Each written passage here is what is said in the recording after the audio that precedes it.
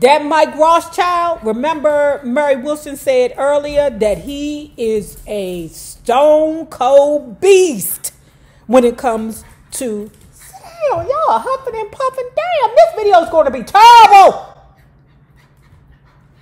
Oh, Lord, they skitting and scatting, shucking and jiving in the background.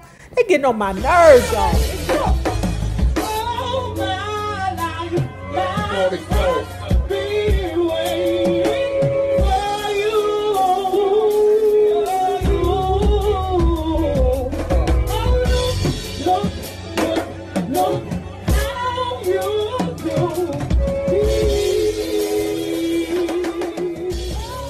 In February, we began work on our last album with Frank Wilson, Touch. Probably our most rock-oriented work, and I think our best. This album was the first Supremes LP to be reviewed by Rolling Stone.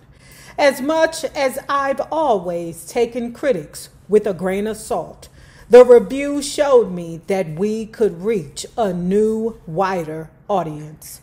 Touch is an unqualified success and the final proof that the Supremes will continue without Diane.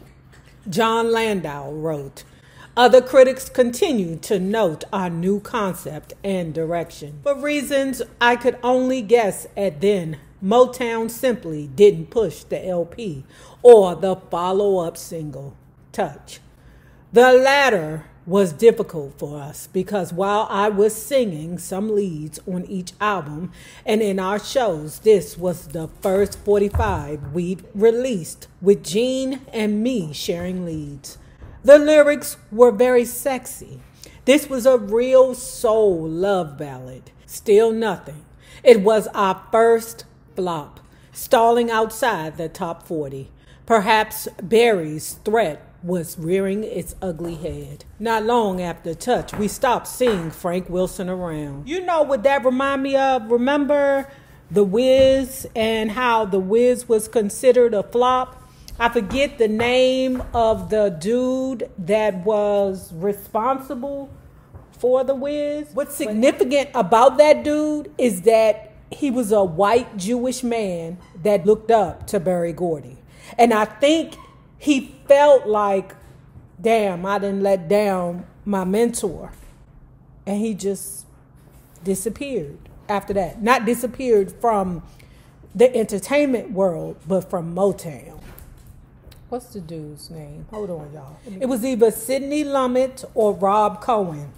I forget which one it was, but it was one of those young Jewish dudes, and he left Motown after the Wiz flop. While the Supremes were starting to struggle, Flo's solo career had quickly gone down the drain. Since leaving the group, she kept in touch with me. We called and wrote whenever we could. She was still in Detroit, married to Tommy Chapman and the mother of twin girls. ABC Records, which signed Flo in March 1968, dropped her after her first 2 singles failed. Her last moment in the spotlight was a performance at President Richard Nixon's 1968 inaugural. By March 1970, when she came to see us perform at the Elmwood Casino across the bridge from Detroit in Windsor, Canada, it was the beginning of the end of her solo career. Only a month before, Flo became the first Motown artist to publicly break rank. She filed a $8.7 million lawsuit against the label, charging, among other things, that her firing from the Supremes was part of a conspiracy.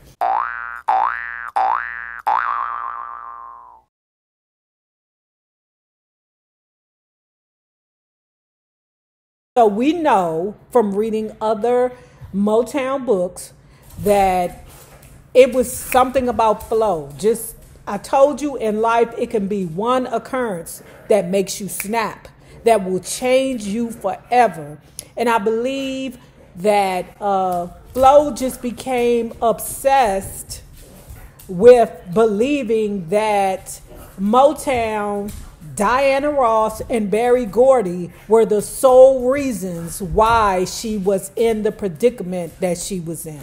Everything was Berry Gordy's and Diana Ross's fault in her mind, when in reality, we've read several books from several different perspectives that said that Flo is partly responsible for her own demise. I'm not saying she's fully responsible, because we all know that the Berry Gordy was up to the bull's snit. Okay, divide and conquer will always be his way. But she did pour gasoline on the fire. And if you hear all that noise in the background, y'all, I'm sorry. It's the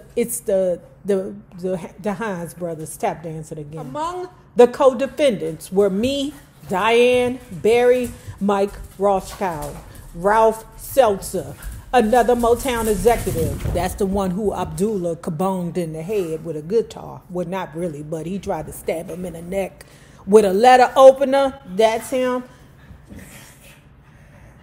They getting on my nerves, y'all. Among the co-defendants were me, Diane, Berry, Mike Rothschild, Ralph Seltzer, another Motown executive, Cindy, and Jean.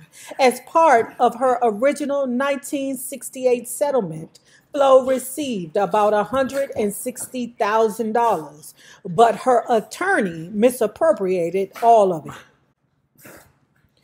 And it's still Berry Gordy's fault. The judge had no sympathy for Flo, ruling that in late 1971, that because she was unable to return any of the money and hadn't done what she should have done under the law, her suit wouldn't even be tried. Yeah, because I think what happened was they gave her some money, but she should have received more money. And what Berry Gordy and his attorneys said, which they knew that she wasn't going to be able to come up with the money. But they said, okay, we owe her more money. Let's do this. Give me back the money we gave you, and then we'll give you the entire amount. Like, say, for instance, maybe the entire amount was, let's say, $750,000. Give us back the original $160,000 that we gave you, and then we'll give you what the court says we owe you. She couldn't come up with the money because, like the book says, the attorney who was in charge of the money misappropriated the funds. Flo had to name me in the suit, but I didn't take it personal, as some people thought I should. When it comes to business and law, sometimes you must do things you may not want to. I understood this, and I wrote Flo a letter telling her so. The post office returned it to me unopened, claiming that it could not deliver the letter. Flo never saw it. Flo probably, she going through her mental illness. She probably like, I don't want this mail. And probably kept it in the mailbox, probably didn't even check the mailbox. While the press focused on Flo's provocatively worded charge that Diane had secretly, subversively, and maliciously plotted and planned to run her out, the suit raised another point that would be of increasing interest to me as the years passed. The issue of who owned the Supreme's name. Her attorneys contended that because she coined the name Supremes, she was entitled to share in its commercialization. They stood by this claim, even though part of the settlement she worked out with Mike Rothschild forbade her to ever identify herself as a former member of the group. Pause. I remember that shit.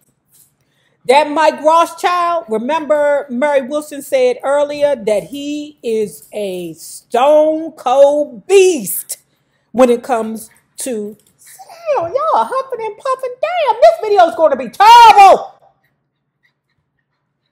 Oh, Lord, they skitting and scatting, shucking and jiving in the background. They getting on my nerves, y'all. That Michael Rothschild, what's his name? Or Rothschild? That Michael Rothschild, he was a pure demon to Flo. God gonna get you, Michael Rothschild, if you ain't already died from some kind of, consumption. But God gonna get you. You know that lady was not, let's say, mentally capable of matching wits with you. You knew that, and you took advantage. God gonna get you for that. Flo and I talked about the suit. She was extremely angry and knew that she had been terribly wronged. With little else happening in her professional life, she focused on her fight against Barry. I worried that her anger would consume her, but I also understood that you can't keep your pride and self-respect when people treat you this badly. Despite the suit's charges and all of Flo's talk, she never wanted to hurt any of us, and surprisingly, least of all, Diane. Barry was a different story. She hated what he had done to her, and I don't blame her because now, slowly, it was happening to us. I tried to help Flo channel her anger constructively. My main concern was that she do things right, research everything, find the right attorney, know what's going on. Instead, she seemed obsessed with the very idea that she was suing Motown. She couldn't see the kinds of games they were playing and believed that right would take care of itself. Throughout the summer, we kept up our frenzied pace, crisscrossing the country. Because the Supremes lacked a monster hit, initial enthusiasm for us started to fade. Sometimes standing on stage, even amid the cheers and applause, I sensed the skepticism of some people in the crowd. For years, I had been begging Barry and our managers to devise some kind of long-range plan for us, especially once I took in Willie and Cindy married. We needed schedules where we worked 6 months a year with the rest off. But now we depended more on touring to make up the money we weren't earning from the records. It was a vicious cycle with just one way out, a #1 record. In November, we embarked on a triumphant tour of Great Britain. Ever since the first transatlantic Motown review hit England in 1965, it's been one of my favorite places in the world. I've always appreciated that the British respect performers for what they have to offer, with or without current hits. That's why countless performers move or spend large parts of each year there and in Europe. That's why Frankie DeBeverly, may he rest in the heavens gates of R&B. That's why he moved to Upper Marlboro, because he knew that the DMV loved his ass, but it wasn't the DMV then. It was just DC and Maryland. I don't know why they threw Virginia on us like that. That's crazy. It wasn't a DMV when Frankie Beverly moved to Upper Marlboro. DC and Maryland loved Frankie Beverly so much that he moved. That ninja could sing Monday through Friday, and he would have a packed house every day.